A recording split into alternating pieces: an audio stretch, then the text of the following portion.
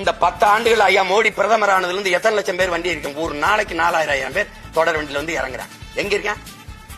எல்லாருக்கும் வாக்குரிமை கொடுத்தா அவன் ஒரே மொழி இந்திங்கிற அடிப்படையில ஒருங்கிணைஞ்சிருவான். நாங்க தமிழ்ங்கிற அடிப்படையில ஒருங்கு இணையல. நாங்க பெருத்த இனக்கூட்டத்துல பெருத்த எண்ணிக்கையில் இருக்கிறது வன்னியம் தான். ஆனால் ஒரே சாதியாவும் நாங்க ஒன்னா நிக்கல. அடுத்து பறையர் ஒரே சாதியாவும் நாங்க ஒன்னா நிக்கல. முக்குளத்தோர் தேவ கல்லர் மரவர் அகமுடையர் ஒரே சாதி அப்படின்னு கூட ஒன்னா நிக்கல. கவுண்டன் நாங்க ஒன்னா நிக்கல. ஆனா ஒரே மொழி அடுப்பில் நாங்க நிக்கல. ஆனா அவன் நிப்பான். 1.25 கோடி 1.5 கோடி ஏறிட்டான்னா பெருத்த சாதின்னு நான் பேசிக்க முடியாது. அவன் ஒரே மொழியில நின்னு என் நிலத்தையும் அதிகாரத்தையும் அவன் பறிப்பான். நான் அடிமையாவேன், அடிச்சு விரட்டுவான், நிலமற்ற அனாதையா நாடற்று ஓடுவேன்.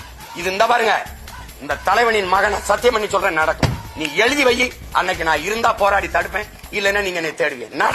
நடக்கும். இதுதான் வரலாறு முழுக்க நடந்திருக்கு. ஈழத்துல எனக்கு நடந்துச்சு.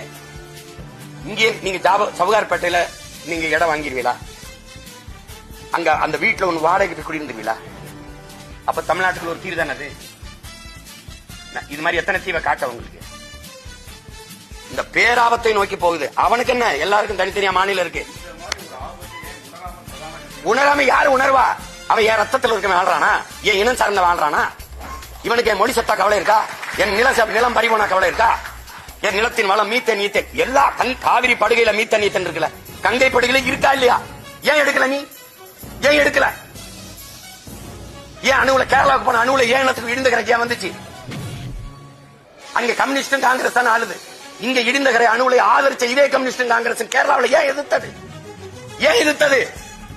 அவன் ஒரே வார்த்தை சொல்றான், வெளிச்சத்தில் வாழ்றதை விட உயிரோட வாழ்வது முக்கியம், எடுத்துக்கிட்டு போ அணுவுல வேணாம்னு. ஏன்?